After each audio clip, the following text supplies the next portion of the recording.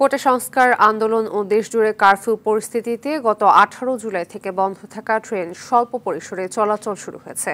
সকালে Kamalapur railway station থেকে শুধু লোকাল ও কমিউটার ট্রেন চলতে দেখা যায়। ঢাকা থেকে টাঙ্গাইল, ব্রাহ্মণবাড়িয়া, গাজীপুরের মতো কাছাকাছি দূরত্বে ট্রেন চলাচল করছে। নিরাপত্তায় কাজ করছে রেলওয়ে পুলিশ। এছাড়াও রাজধানী জুড়ে বেড়েছে গণপরিবহনের চলাচল। কিছু কিছু রাস্তায় দেখা যায় যানবাহনের অতিরিক্ত চাপ। ঢাকা ছেড়ে যাচ্ছে দূরপাল্লার বাস, তবে যাত্রী সংকটের কথা বলছেন পরিবহন মালিকরা।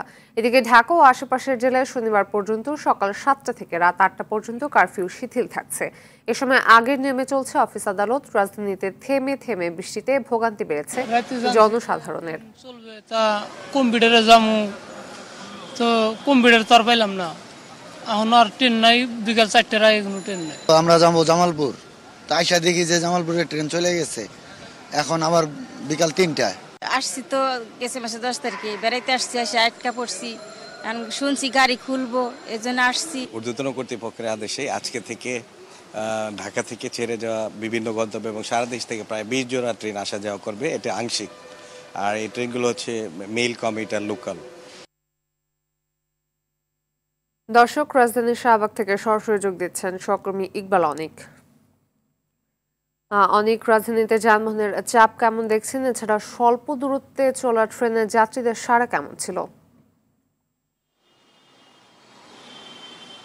ফাতিমা, আপনি যেমনটি বলছিলেন যে যেহেতু কারফিউ শিথিল করা হয়েছে এবং অফিস আদালত যেগুলো রয়েছে সরকারি বেসরকারি সবকিছু কিন্তু ফুলদমে চালু করা হয়েছে। এই মুহূর্তে আমি কিন্তু আছি শাহবাগ মোড়ে। সেখানে যদি একটু দেখাই যে এই শাহবাগ মোড়টি কিন্তু ব্যস্ততম এলাকা এবং কিছুক্ষণ আগেও কিন্তু এখানে যানবাহনের চাপ ছিল। তো বেলা গড়িয়ে এখন 12টা, সেক্ষেত্রে কিন্তু অফিস আওয়ারের বলা চলে অর্ধেক সময় পার হয়ে গিয়েছে। সেক্ষেত্রে এখন একটু চাপ কম থাকলেও সকালের দিকে কিন্তু গাড়ির বাড়তি চাপ ছিল। এটার কারণ হচ্ছে সাধারণ মানুষ বলছেন যে মেট্রো রেলের মতো যে যানবাহনটি রয়েছে, যেটি দিয়ে প্রায় কয়েক হাজার মানুষ সারাদিনে যাতায়াত করতে পারত, সেটি আপাতত বন্ধ রয়েছে।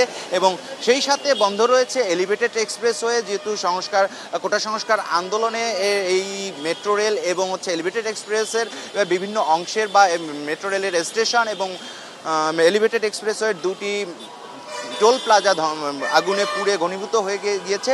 সেক্ষেত্রে কিন্তু সেগুলো আপাতত বন্ধ রয়েছে।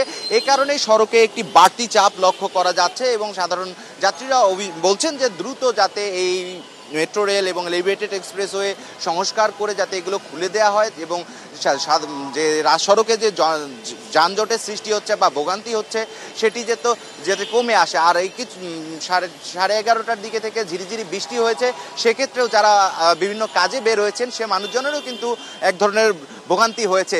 আর আমরা সকালের দিকে ছিলাম ঢাকা কমলাপুর রেলওয়ে স্টেশনে। সেখানে আমরা লক্ষ্য করেছি আজকে থেকে প্রায় 13 দিন রেল যোগাযোগ বন্ধ থাকার পর আজ কিন্তু সীমিত পরিসরে কয়েকটি ট্রেন চলাচল করেছে।